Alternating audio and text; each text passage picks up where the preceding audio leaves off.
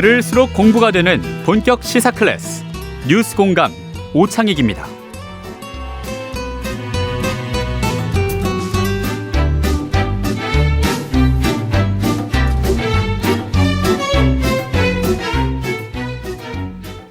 네, 우리는 온통 전기 속에서 살고 있습니다. 겨울이니까 더더욱 그런데요. 전기와 관련된 문제를 생각해 보겠습니다. 한전 채권 발행 한도를 확대하기 위한 법률 개정안이 얼마 전 국회에서 국회 관련 상임위원회를 통과했는데요. 몇 가지 심각한 문제가 있는 것 같습니다. 이와 관련해서 양이원영 더불어민주당 국회의원과 이야기 나눠보겠습니다. 전화로 연결했습니다. 양이원영 의원님. 네, 안녕하세요. 네, 안녕하세요. 한전법 개정안 좀 낯선로 하시는 분들도 계실 것 같은데요. 어떤 내용입니까? 보통 회사에서는 이제 자본금이 있지 않습니까? 자본금과 적립금이 있는데 네. 이것보다 빚을 많이 내면 뭐 예전에 400%, 500% 이렇게 얘기를 한 적이 있었는데 그러면 자본금보다 부채가 더 많은 거니까 그 기업은 재무적으로 문제가 생기는 거죠. 자본이 다 잠식돼 버리는 거고. 근데 국가 기업인 어떻게 보면 공사인 경우에는 이 재무 건전성을 유지하기 위해서 법으로 그 한도를 정해놨어요. 네. 자본금 플러스 적립금의 부채 한도를 2배 이상은 늘리지 못하도록 해놨거든요. 근데 이거를 5배로 늘리는 걸로 하고 비상시에는 산업통상자원부 장관 승인 하에 6배까지 늘릴 수 있도록 그렇게 하는 법이 이번에 통과가 된 거고요. 다만 이제 5년 정도 일모를 해서 5년 후에는 다시 2배로 돌아오게 하겠다. 이런 내용이죠. 이거는 정부에서 주도해서 개정안을 상임위 통과시킨 건가요? 뭐 여야 의원님들이 내긴 했지만 사실 정부의 요청이 컸죠. 왜냐하면 올해 전 세계적인 에너지 위기로 그 에너지 가격이 급등했거든요. 네. 그걸 전기요금에 반영을 하지 못하다 보니까 약간 전기요금 올리긴 했는데 그 정도 가지고는 원가 이하로 여전히 전기를 공급한 형태가 됐어요. 그래서 올해 말까지 한 34조 원의 적자를 보는 상황이 지금 된 겁니다. 적자폭이 엄청나게 크네요. 엄청나죠. 네. 지금 우리가 GDP 규모가 한 2,000조라고 얘기를 하는데 한 해에 한 GDP 성장률을 지금 2% 정도 잡고 있잖아요. 네. 그러면 한 해에 한 40조 원의 돈을 좀 더 버는 거다. 그 전보다 더 성장하는 거다 하는 건데 이건 한전의 전기를 판매했는데 그걸 손해본 게 34조라고 하니까 어마어마한 양인 거죠. 근데 문제는 이걸로 끝나는 게 아니라 이 빚이 이제 내년 3월 달에 주주총회로 해서 결산이 되면 결손금이 돼버려가지고 자본을 깎아먹어요. 네. 그래서 46조였던 자본금 플러스 적립금이 34조를 빼면은 12조로 떨어지는 거죠. 그러니까 앞서 말씀하신 2배가 아니라 5배 또는 6배까지도 가능하게 하자라는 걸 텐데 그렇죠. 양이원영 의원은 이 지금 정부가 주도하고 있는 한전법 개정안에 대해서 반대 입장이실 것 같은데요? 네, 제가 왜 반대를 했냐면 이렇게 빚만 늘려가지고는 해결이 안 되거든요. 그러니까 한전 경영을 정상화시키고 재무 건전성을 확보하는 방안들을 먼저 제시를 해야지 빚을 늘리는 걸 동의할 수 있는 건데 그걸 제시하지 않은 상태에서 빚만 늘리는 걸 국회에서 해달라고 하니까 행정부가 자기 할 일을 제대로 하지 않는 거 아니냐. 그리고 사실 그걸 정상화 방안을 하려면 전기요금 올라가는 내용이 들어갈 수밖에 없어요. 그럼 이 건을 솔직하게 털어놔야 되는데 뭐 여당은 자꾸 지난 정부 탓만 하고 있고 탈원전이니 아니니 뭐 이러고 있고 산업부는 입을 꾹 다물고 있고 이 법만 통과시켜달라고 하니까 그래서 그 재무건전성 방안을 3년간의 로드맵으로 제시를 해야 된다. 그러지 않고 이 빚만 늘리는 걸로 가면 한전이 결국 46조가 12조가 되고 그 12조가 결국 적자가 늘어나서 거의 자본이 잠식이 돼서 깡통이 돼버리는 거거든요. 네. 이렇게 어마어마한 어떻게 보면 우리나라의 모든 전기 공급을 담당하고 있는 한국전력공사를 그렇게 만들 수는 없지 않겠습니까? 그래서 그걸 제시를 하라고 제가 계속 요구를 한 거죠. 그러니까 한전이라는 공기업을 정상화시키는 것만이 아니라 대한민국의 전기 정책이란 것도 좀 가다듬어야 될까, 정돈해야 될까 이런 생각이 드는데요. 네. 이를테면 우리 사실 전기 낭비를 많이 하는 것 같아요. 지금도 뭐 곳곳에서 이런 전쟁 상황, 우크라이나 전쟁이요. 뭐랄까요, 야경들 자랑하고 있고 뭐 곳곳에 불 밝히고 있고 그러면 공공 부분부터라도 이런 걸 좀 줄여 나간다든지 또 한전이 스스로 정상화하기 위해서 뭐랄까요, 노력하는 모습도 있어야 되고 뭐 여러 가지가 함께 진행돼야 되는 거 아닌가요? 네, 그거를 이제 통틀어서 경영 정상화 방안, 그렇죠. 재무 건전성 방안 이걸 제출을 해야 된다라고 네. 얘기를 한 거죠. 그걸 제출하지 않은 상태에서 국회에서 빚 늘리는 빚의 한도를 늘리는 것만 하게 되면 이건 굉장히 무책임한 거다. 그러니 그걸 제시를 하고 그리고 그 고통에 대해서 어쨌든 서로 분담을 좀 해야 되는 거잖아요. 그리고 더구나 전기요금을 올리게 되면 그러면 저소득층이라든가 중소기업, 중소상공인 이런 쪽 분들은 타격이 클 거예요. 그럼 그런 분들을 지원하기 위한 예산 마련은 제대로 했냐. 그런 부분에서 많이 부족하니까 그걸 솔직하게 국민들께 얘기를 해야 되는데 지금 윤석열 대통령께서 뭐라 그러셨냐면 한전체 한도 상향 안 하면 전기요금을 인상할 수 있다. 이렇게 말을 하는 거예요. 아니, 이게 전기요금 그건 인상하고 협박도 아니고, 네. 상향하고는 전혀 관계가 없어요. 오히려 네. 한전체 전기요금을 인상해서 이걸 정상화시키지 않으면 한전은 파산에 이를 거예요. 그러니까 이걸 두 개를 마치 빚을 안 늘리면은 전기요금을 인상해야 될 것처럼 사실과 다른 얘기를 하고 있으니 사람들은 그러면 빚 늘리면 우리는 뭐 전기 소비나 이런 거는 별로 신경 안 쓰고 그냥 평소대로 해도 되겠구나 이렇게 착각을 하게 만드는 거죠. 그러니까 국민들이나 공공 분야에서 전기를 펑펑 쓰고 한전은 빚을 계속 늘려가고 그러면 5년 후에 진짜로 다음 정권에게 또는 후속 세대에게 엄청난 부담만 안겨주는 거 아닌가요? 그래서 저는 이게 부모들이 내야 될 돈 안 내가지고 애들한테 빚 넘기는 꼴이다. 자녀들한테. 네. 그렇죠.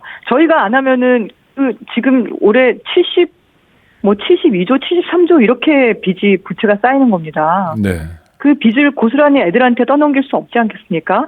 근데 산업부는 그걸 솔직하게 말을 못하는 상황이고 알고 봤더니 기재부가 물가 인상을 이제 이렇게 억제한다 그러면서 전기요금을 붙잡고 있는 공공요금 때문에 물가가 올라가는 게 정치적으로 부담스러우니까 그렇게 하려는 거군요. 근데 네. 원가는 내야죠. 그렇죠. 그러니까 그리고 우리가 휘발유하고 경유도 네. 많이 올라서 그걸 연착륙하기 위해서 유류세를 감면을 했잖아요. 그랬죠. 유류세 감면폭도 네. 늘렸고. 그러니까 세금은 그렇게 깎을 수는 있겠지만 원가는 보장을 하지 않습니까?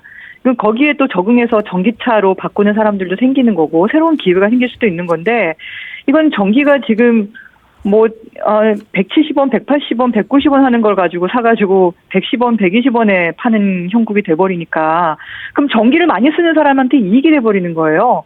그러면 전기를 적게 쓰는 사람은 오히려 손해고 그리고 한국전력공사는 전기를 팔면 팔수록 손해가 급증해버리고 이런 비정상적인 왜곡 현상이 지금 일어나고 있는 거죠. 그러니까 우리 가톨릭 평화방송 청취자들은 대체로 어떤 분들이냐면 공동체를 생각해서 전기를 좀 아끼려는 분들이 많으세요. 네네. 근데 그분들은 정말 전기 담요도 좀 낮게 하고 실내 온도도 그렇고 이렇게 애쓰는데 다른 분야에서는 펑펑 가고 진짜 책임을 져야 될 사람은 무책임하게 이렇게 움직이면 안 되는 것 같은데 양혜원 의원님은 국회의원이 되기 전에 원래 환경운동을 하셨죠?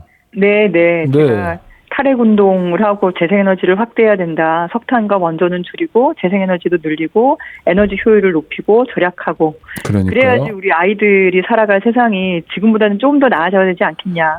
그런데 그 환경운동 하실 때도 마찬가지지만 지금 국회의원이 되신 다음에 몇 년이 더 지났으니 네. 지금은 더 기후 위기 상황이 심각해진 거잖아요. 더 심각해졌죠. 네. 어떻게 해야 됩니까? 지금 저는 이게 저희 부모 세대가 책임을 져야 될 걸 책임지지 않고 떠넘기는 게 문제라고 생각을 해요. 지금 당장은 싸 보이고 당장은 편리해 보이는데 그 책임 그걸로 인한 부작용이 생기는 걸 우리가 알고 있거든요. 과학적으로도 이미 다 밝혀진 거고. 근데 한 영화에서 얘기하는 것처럼 돈 룩업 올려다보지 말라는 거 아니에요. 네네. 지금 행성이 저쪽에서 혜성이 와서 부딪혀서 다 공멸할 게 과학적으로 다 증명이 되고 있는데도 이게 물가를 안정화시켜야 된다는 이유만으로 원가 이하로 공급하고, 그러니 전기를 많이 쓰는 기업이나 개인도 전기 많이 쓰는 사람은 1인당 그 주택용 전기 한 달에 2천만 원을 내요. 와. 얼마나 전기를 많이 쓰면. 근데 그분은 또 외국인이세요. 우리나라 사람도 아니고. 그러니까 전기를 많이 쓰면, 예를 들면 2천만 원 내는 사람은 그 우리가 한 뭐 1,000만 원 정도는 보존을 해준 거죠. 네네. 보조금을 준 건 마찬가지죠. 만약에 한전이 파산나기 직전까지 전기요금을 정상화시키지 않으면 그럼 세금을 투여해야 되잖아요. 그러면 국민들이 낸 세금으로 전기 많이 쓴 사람을 보존해주는 효과가 돼버리는 거예요. 그러고 있죠, 지금 실제로. 네.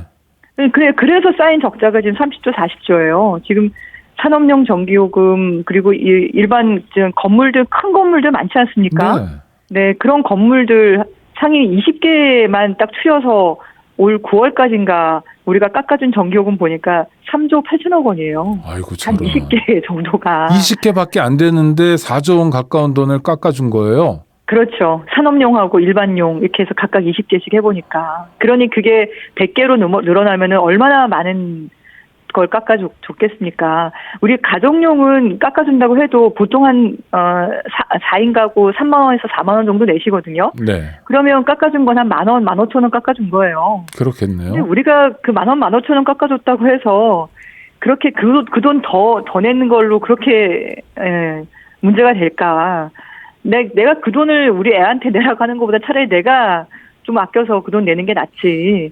근데 이게 뭐 서민 얘기하면서 늘 사실은 전기를 많이 쓰는 사람한테 혜택을 주는 이런 정책을 가지고 정치적으로 부담을 느끼니까 이렇게 붙들고 있는 거죠. 그래서 그거를 불편한 진실이지만 좀 네. 명명백백히 얘기를 좀 해야 된다. 근데 여전히 산업부에서는 그 내용을 자신 있게 말을 못 하고 있어요. 기재부가 동의를 안 해준다고. 아니, 또 하나 중요한 쟁점은요. 네. 이게 이제 문재인 정부 탓이라는 거잖아요. 탈원전 네. 정책 때문이라는 건데 네. 그래서 그 정책을 바꾸겠다는 거고 또 뭐 탄소 중립과 관련해서도 대통령실은 상당히 뭐 희한하다 할까? 하여튼 그런 입장인데 이거 어떻게 풀어가야 되고 어떻게 또 봐야 됩니까? 지금 정부는 원전으로 그 탄소 중립 목표를 달성하겠다고 얘기를 하시는 건데, 그러면서 전 정부 탓을 계속 하고 계신데, 사실 탈원전 정책은 방향을 제시한 거지 시작도 못했어요. 실제로 한 건 없죠, 실제로. 네. 월성원전 1호기가 그 수명 연장된 거를 이제 폐쇄를 시켰는데, 사실 이거는 안전성 문제로 그 행정법원에서 그 수명 연장 결정을 취소 판결을 받은 거였어요. 그리고 얘는 전체 전기의 전체 공급의 1%도 안 되는 굉장히 작은 발전소였고, 그리고 신규 원전은 건설 중인 건 다 건설하고 있었거든요. 네. 다만 원전이 이제 우리나라도 노후화된 원전들이 급속하게 늘어나면서 안전성에 문제가 생겨서 수시로 멈추고 이용률이 떨어졌죠. 근데 그걸 탈원전이라고 계속 문제 제기를 하는 거예요. 그러면 지금 이용률이 높아진 지금 정부에서 왜 이 큰 적자가 일어났겠습니까? 지금은 원전 비중이 확 올라갔거든요. 왜냐하면 그 전에 안전성에 문제있던 원전들을 지금 다시 이제 뭐 수리하고 정비해서 가동하는 원전들이 생기니까. 근데도 30조, 34조 적자가 생기는 거 아닙니까? 근데 이거를 전 정부 탓을 하면, 근데 문재인 정부 때는 사실 전기요금을 막판에 올릴 필요가 있었는데 못 올렸어요. 다만 제도를 정비를 했죠. 그래서 연료비 연동제라 그래서 연료비가 올라가면 이 전기요금도 따라 올라가고 연료비가 떨어지면 따라 떨어질 수 있도록 그렇게 연동되는 제도를 통과를 시켰고, 그걸 본격적으로 시행하는 게 지금 정부의 몫인데 그 숙제를 제대로 못 하고 있는 거죠. 네, 그런 상황이고요. 지금 이제 한 가지 더 말씀을 드리고 싶은 거는, 이 싼 전기요금을 하다 보면 이제 아이들한테 빚을 떠넘기는 문제도 있지만, 또 하나는 우리가 미세먼지 걱정을 2017년에 굉장히 크게 했다가 석탄발전소하고 경유차가 국내 미세먼지의 근본 원인 중에 하나인데, 주요한 원인이죠. 근데 그중에 석탄발전소를 겨울하고 봄에 미세먼지 많이 생길 때 중단하는 계절관리제를 저희가 도입을 했어요. 네. 그러니까 겨울에는 9개에서 10개, 봄에는 27개에서 29개를 석탄발전소를 껐거든요. 특히 이 수도권 바로 이렇게 밑에 충남도에는 30개의 석탄 발전소가 있어요. 전체 60개 중에서. 그리고 저기 인천 알겠습니다. 앞바다에는 6개가 있고. 근데 이걸 그러니까 많이 끄다 보니까 미세먼지 걱정이 많이 줄어들었죠. 근데 이걸 지금 전기요금 이권 때문에 다시 가동을 하겠다는 거예요. 개별관리자를 완화시키겠다. 양이원영 의원님. 네네. 상임위는 통과됐지만 또 본회의도 단계가 남아 있잖아요. 그래서 더불어민주당 차원에서 좀 챙겨주시고요. 양이원영 의원님이 말씀하신 게 맞아요. 우리가 전기 펑펑 쓰면서 후속 세대에게 그 빚을 넘기는 건 정말 죄를 짓는 거거든요. 자, 국회에서 좀 잘 챙겨주시기 바라고요. 다음 기회에 스튜디오로 한번 모시도록 하겠습니다. 오늘 감사합니다. 인터뷰 네네. 감사합니다. 네, 감사합니다.